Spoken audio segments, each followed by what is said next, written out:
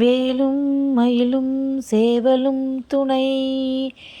வாங்க 48 நாள் முருகப்பெருமானுக்கு எப்படி வேல்மாறல் படித்து வேண்டிய வரத்தை அவனிடம் இன்று பெறப்போகிறோம் என்பதை பார்ப்போம். இது ரொம்ப எளிமையான விரதம் தாங்க, கஷ்டமே இல்லை உங்களுக்கு.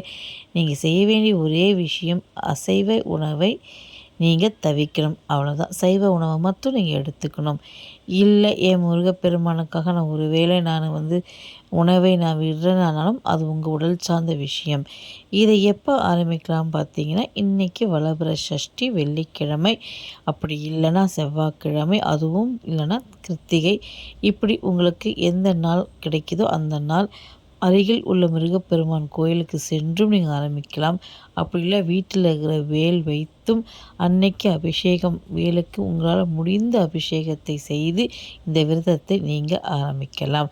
நம்ம வீட்டில் இருக்க அத்தனை பேருக்கிட்டேயுமே நம்ம சொல்லணும் அவசியம் இல்லை.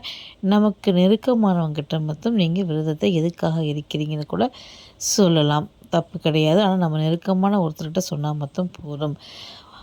வேல்மாறல் எப்படி படிக்கிறது? வேல்மாறல் எனக்கு படிக்க கஷ்டமாக அப்படி இருக்குன்னா, உச்சரிப்பு வரலை அப்படின்னா, நிறைய யூடியூப் சேனல்ஸில் பார்த்தீங்கன்னா வேல்மாறல் நிறைய இருக்குது. அதிலும் வரிக்கு வரி உச்சரித்து அதுக்கான அர்த்தத்தை கூறக்கூடிய சேனல்களும் நிறைய இருக்குது. ஸோ அதை நீங்கள் போட்டுட்டு பக்கத்துலேயே உட்காந்து அது கூடயே நீங்கள் வேல்மாறலை படிக்கலாம். ஆனால் டெய்லி உங்களுக்கு முருகப்பெருமானுக்கு நெய்வேத்தியம் கண்டிப்பாக வைக்கணும். அது நமக்கு கஷ்டம் கிடையாது. ஒரு கல்கண்டு, இல்லை ஒரு நாட்டு சர்க்கரை, அப்படி இல்லையா வெல்லம், அப்படி இல்லையா பால், உங்களால் என்ன முடியுதோ அது வைத்து முருகப்பெருமானை வழிபாடு செய்யலாம்.